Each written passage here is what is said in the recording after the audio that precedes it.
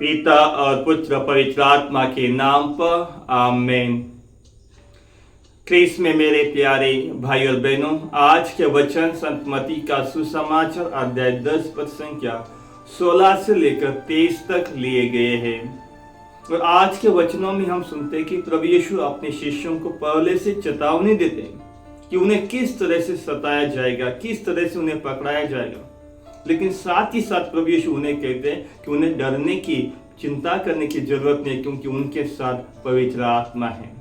ख्रीस्त में मेरे प्यारे भाई और बहनों, जब हम सच्चाई की राह पर चलने की कोशिश करते हैं, ईमानदारी से चलने की कोशिश करते हैं, तो आज हमें अपने बल के ऊपर नहीं, अपने ताकत, विवेक और ज्ञान के ऊपर नहीं, बल्कि आज हमें पवित्र आत्मा के मार्गदर्शन के साथ चलने के लिए प्रभु यीशु बुलावा देते हैं। ख्रीस्त में मेरे प्यारे भाई और बहनों, जब प्रभु यीशु कहते हैं कि अपने शिष्यों को मैं तुम्हें भेड़ों की तरह भेड़ियों के बीच में भेज रहा हूं, तो ये आज प्रभु यीशु हमें कहते हैं कि हमें किस तरह से इस संसार के जाल में रहना है, किस तरह से हमें सतर्क रहना है, किस तरह से हमें पवित्र आत्मा की जरूरत है, जो क्या सही है क्या गलत का जो हमें ज्ञान देता है।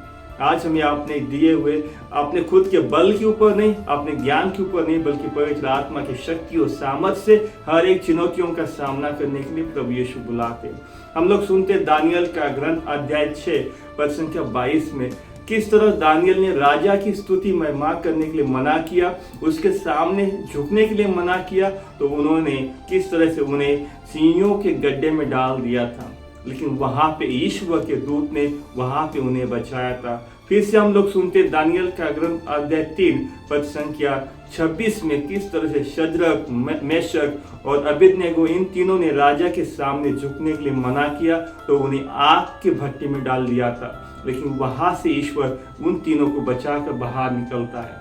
जब हम ईश्वर पे विश्वास करते हैं, भरोसा करते हैं, तब ईश्वर हमारा सहायक बनता है। वो हमारे हर एक संकट में, दुख और तकलीफ में हमें बचाने के लिए, आने के लिए तैयार है। केवल हमें पवित्र आत्मा की जरूरत है। तो चलिए आज के वचनों के लिए हम ईश्वर को धन्यवाद देते, ईश्वर की स्तुति और महिमा करते, और साथ ही साथ आज हम एक मिशनरी के लिए प्रार्थना करेंगे, एक पुरोहित के लिए जो हमारे जीवन में किसी को हमने देखा होगा, नहीं देखा होगा, लेकिन उसके दुख तकलीफ के लिए, वो जो जहां भी हो, जिस स्थिति में हो, जिस संकट में हो, आज हम उसके लिए प्रार्थना करते कि पिता परमेश्वर उनका अच्छा स्वास्थ्य प्रदान करे, उनके दुख और संकट में उनका साथ दे, ताकि वो हमेशा ईश्वर के दिए हुए वचनों पे चल सके, जहाँ प्रेम है, दया है, शांति और सत्य का मार्ग है।